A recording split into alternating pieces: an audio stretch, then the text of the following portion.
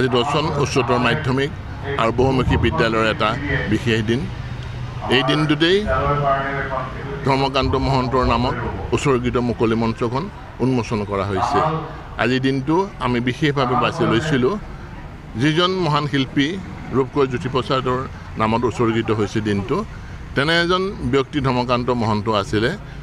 ৰূপকোঁৱৰ জ্যোতিপ্ৰসাদ আগৰৱালাৰ যিটো লক্ষ্য, আন্ধাৰ কোঠালিবিলাকত বিভিন্ন ৰঙেৰে ৰঙীন কৰা, ঠিক ধৰ্মকান্ত মহন্ত ছাৰৰ একে উদ্দেশ্যই আছিলে যে সমাজখনত জ্ঞানৰ পোহৰে আলোকিত কৰিব লাগে, এনেভাৱে আলোকিত কৰিব লাগে যাতে পৃথিৱীত মানৱ জাতিয়ে বহুত দিন সুস্থিৰে জীৱন যাপন কৰিব পাৰে।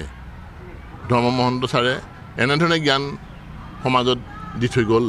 সমাজত পৰিচিত প্ৰত্যেকজন ব্যক্তি ধৰ্মকান্ত মহন্ত ছাৰৰ গুণানুকীৰ্তন কৰিয়ে থাকে।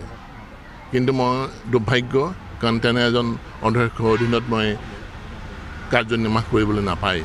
যদি পাৰিলোহেঁতেন, মই এনে অনুভৱ হয় যিসকল ব্যক্তিয়ে তেওঁৰ সান্নিধ্য লাভ কৰিছে, বহুত জ্ঞান লাভ কৰিছিলে, ময়ো যদি তেনে অধ্যক্ষৰ অধীনত শিক্ষকতা কৰিলোহেঁতেন, ময়ো বোধহয় তেওঁৰ দৰে নোৱাৰিলেও কিছু পৰিমাণৰ হ'লেও সমাজত বা সমাজখনক কিছু জ্ঞানৰ পোহৰ বিলাব পাৰিলোহেঁতেন। আজি মই ধৰ্মমহন্ত ছাৰৰ পৰিয়ালবৰ্গকো ধন্যবাদ জনাইছোঁ। গুণী পিতৃৰ গুণী সন্তান, তেওঁলোকে তেওঁলোকৰ পিতৃ মাতৃক আমৰণ জীয়াই ৰখাৰ ক্ষেত্ৰত বিভিন্ন পদক্ষেপ লৈছিলে। তাৰ ভিতৰত এটা আছিলে দৰ্শন উচ্চতৰ মাধ্যমিক আৰু বহুমুখী বিদ্যালয়ৰ চৌহদত এটা মুকলি মঞ্চ উন্মোচন কৰা, য'ত ছাত্ৰ ছাত্ৰীসকলে বিভিন্ন দিশত জ্ঞান আহৰণ কৰিব পাৰিব। নৃত্য গীতেই হওক, খেলা ধূলাই হওক, সেই মঞ্চতে তেওঁলোকে কৰিব পাৰিব। গতিকে পিতৃ মাতৃৰ আদৰ্শই আলোকিত হৈ তেওঁৰ সন্তানো এই দিশত আগবাঢ়িছে। গতিকে মই পুনৰবাৰ আপোনালোকৰ মাধ্যমৰ জৰিয়তে ধৰ্মকান্ত মহন্ত ছাৰৰ পৰিয়ালবৰ্গক ধন্যবাদ জনাইছোঁ আৰু ধৰ্ম মহন্ত ছাৰলৈ মই শ্ৰদ্ধাঞ্জলি জ্ঞাপন কৰি আজি এই দৰ্শন হায়াৰ ছেকেণ্ডেৰী আৰু MP স্কুলত মই ধৰ্মকান্ত মহন্তদেৱৰ স্মৃতিত যিটো এটা মুকলি মঞ্চ তৈয়াৰ কৰা হৈছে তাৰ শুভ উদ্বোধন কৰিবলৈ আহিলোঁ। আৰু এই ক্ষেত্ৰত আজি ছাত্ৰ ছাত্ৰীসকলৰ উদ্দেশ্যে এষাৰ কথা কোৱা হয় যে জ্ঞান কেৱল বিদ্যালয়ত নাই, জ্ঞান আচলতে বিদ্যালয়ত 30% মানহে দিয়ে। তাৰ লগতে সমাজ সংস্কৃতি, আমাৰ যি পৰিয়াল আৰু আমাৰ যিটো লগৰ ল'ৰা ছোৱালীৰ পৰা আৰম্ভ কৰি জীৱনৰ যিটো ব্যক্তিগত মুহূৰ্তবিলাক, এইবিলাকো জ্ঞানৰ আধাৰ হ'ব পাৰে। সেয়েহে আচলতে আমি তিনিটা জ্ঞানৰ কথা কওঁ। এটা হৈছে নলেজ জ্ঞান, এটা হ'লে এডুকেশ্যন শিক্ষা, আৰু তৃতীয়টো হৈছে উইজডম, যিটো প্ৰজ্ঞা বুলি কোৱা হয়।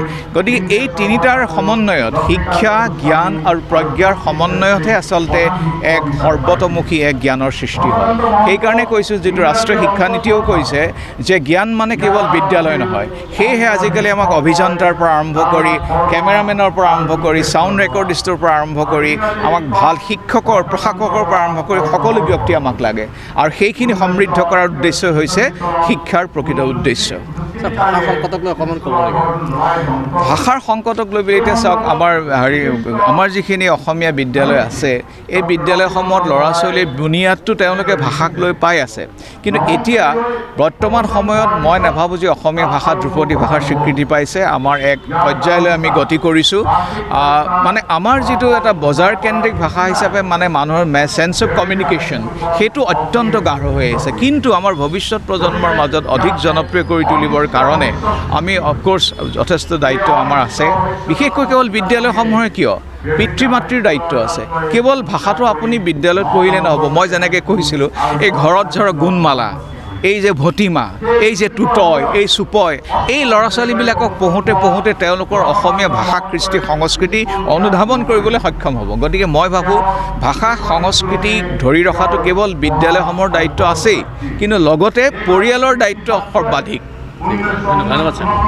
Thank U.